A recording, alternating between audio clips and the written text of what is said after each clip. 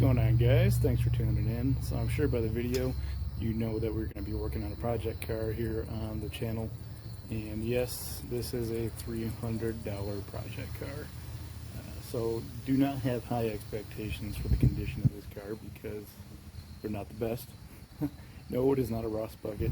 I do live in southeast Michigan, Detroit, downriver area, where pretty much everything is beat to high heaven and pitted by rust, and I got lucky on this particular deal and picked it up for 300 bucks, and it is in surprisingly good shape for what it is.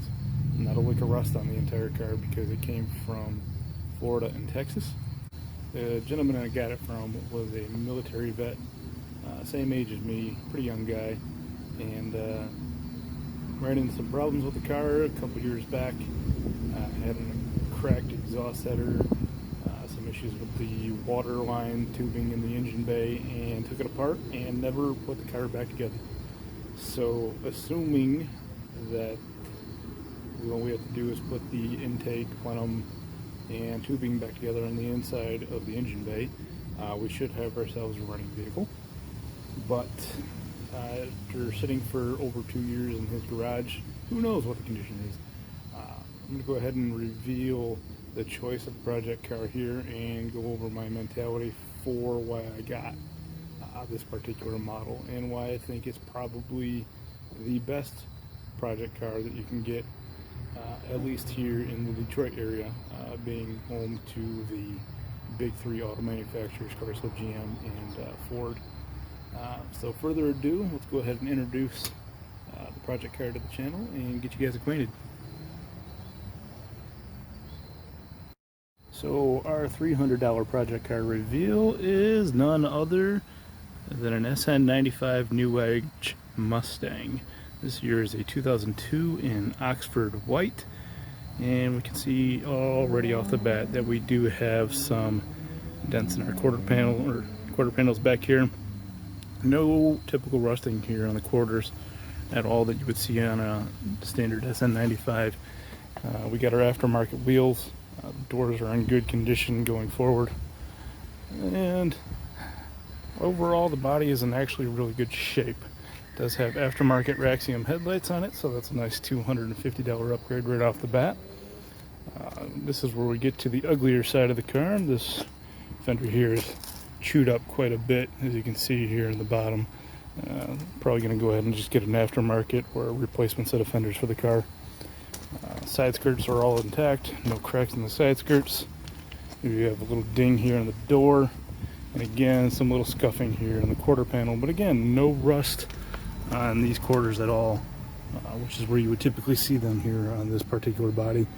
SN95s, especially in the northern states, typically rust like crazy here in the back, or on the trunk, and on the gas tank area. This car is a V6, so no V8s, but you know, there's hopes and plans for the future. Whether or not I'm dreaming, that'll be another case. We do see that we have dual full master exhaust going on here right off the bat, and standard taillights there in the back. Now I will be guilty as charged because I went ahead and started on this project a little after the fact and already started taking apart some of the interior here because I just couldn't wait before I started making some of these videos. And inside, as I stated, I started taking apart some of the interior already. I already took apart the door panels here and some of the carpeting I cleaned up yet. I did take out the rear seats, and you can see all my tools in here already. The back seats fold down. There is no carpeting in the back, and you can see I already started some work there on the trunk area. Carpeting is actually in really good shape for the age. The dash does need some attention. You can see a nice chunk missing out of the front there. This is a 5-speed manual. Another bonus to this particular car is the fact that the owner claimed that it had a freshly rebuilt T5 in it with less than 1,000 miles on the transmission. So that's another bonus to some of the aftermarket little goodies that are on here. Let's go ahead and pop the trunk and give you a look under the hood here.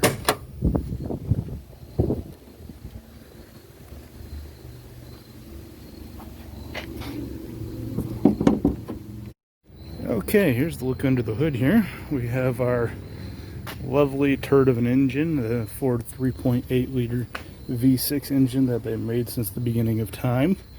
That puts out like 220 horsepower on a good day. Standard engine here, nothing fancy about this. As I stated, the owner had an issue with some of the coolant lines here. He had cracked the exhaust headers that he had to actually replace. Those are thankfully bolted up already. And again, the water tubing lines back here going to the heater core were also broken, and he dismantled the entire engine bay and basically stopped there and never put it back together after that point. So I've already picked up my intake gasket here to go ahead and start throwing on this. Now the downside is that it's sat in his garage for multiple years without any kind of covering on the intake, so let's hope and pray that nothing got in there. I did vacuum it out as best as I could, but hey, you never know. Plus, it's a $300 car with an engine that made 1 billion of them, so I'm sure I could probably pick this particular engine up for around 150 bucks used somewhere else, and just slap a high mileage engine in there if I wanted to. No big deal there. Started cleaning the engine bay a little bit. As I stated, I got a little overzealous and couldn't wait to get to working on this particular car. So that's the chassis of the car here. Overall, pretty good condition. I did say I started some of the repairs on the interior already. You can see here that we're missing our spoiler, and we do have a busted hole in the deck lid where the spoiler went, so I'm probably gonna have to get a new deck lid for that. Thankfully the taillights are completely immaculate and brand new condition, so don't need to get those. Would like to switch over to the Raxium 2014 style taillights if possible. Again, interior of the car, you can see here, I do need to do a little work here on the e-brake cable. I need to lengthen it. They put it in a little too short, so it was starting to dig into the sheet metal there on the center, so that'll have to get swapped. A little odds and ends, like some of the trim pieces on the dash need to get replaced. This right here, I don't know what to do about that just yet. This particular color combination, the two-tone gray and charcoal, is not easy to come by, and there's not one in the secondary market at the moment. But all in all, for $300, the chassis was mainly what I was after, just for hopes and dreams of throwing a nice V8 in here or something like that. And for all you Chevy guys, no, I will not be LS swapping this particular car. It's a little too sacrilegious for my blood. If anything, I'll probably end up going a 464 valve Cobra motor test kit block. If I can get really into the project realm, I'd like to go ahead and slap a set of Cobra C heads on a 544 valve and put a 302 intake with the intake adapters from the Coyote motor. A Coyote motor would be nice, but I think that's just a little too out of the price realm, especially for a $300 car. Don't have that kind of money to scratch together, unfortunately. But as I stated, there's your chassis. So you're probably asking yourself why I made the statement that a Mustang is probably the best project car that you can get. And it's because they're not unique. They made 1 billion of them. They have parts everywhere, and they're cheap. So yeah, I think for your first time project car, if you don't have any automotive experience, any mechanical experience, get something that's known, something that's abundant, something that has easy accessibility, and start there. Learn the tricks of the trade, and delve deeper in your next one. See if it's something that you even like.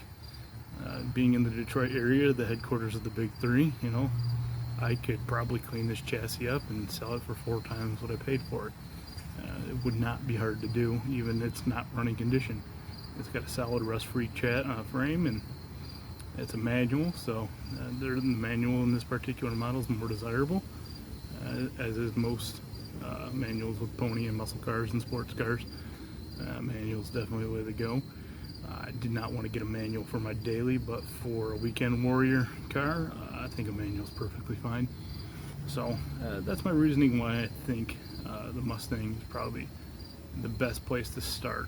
That might not be necessarily true if you're further and further away from the Detroit area where they don't sell as many of these things, but everyone and their cousin around here has a Mustang, so very easy to get a hold of parts, and you're not going to be spending an arm and a leg. The only downside is that because everyone has one, they do sell fast. So parts availability, you got to be quick on them, especially if it's in good condition, because it's in southeast Michigan. Stuff like this rusts, falls apart, and when it's in good condition, it goes quick. So get on top of your game, look for the parts that you want, the parts that you need, and snag them up quick when they come. So as far as this one goes, like I said, I want to get it in running condition in its current state, and then we'll go from there. Once I get it running, the ideal next course of action would be to drop the entire drivetrain and suspension, and just keep the shell to swap it with a 8.8 rear end, new drive shaft, K-member, probably 2-liter if I was going to go with the 5.4, or standard GT if I went the 4.6, and throw a 4-valve in there. But no, sorry Chevy fans, will not be going LS in this particular car. I just can't do it. Between me and my dad, we've owned 10 Mustangs, so Ford guy all the way. Yeah, it's slower. Yeah, you're paying more money, but it's not the point. So I hope you guys stay tuned and look forward to this journey with me on this particular car, and hopefully you can make something of it. Thanks for tuning in.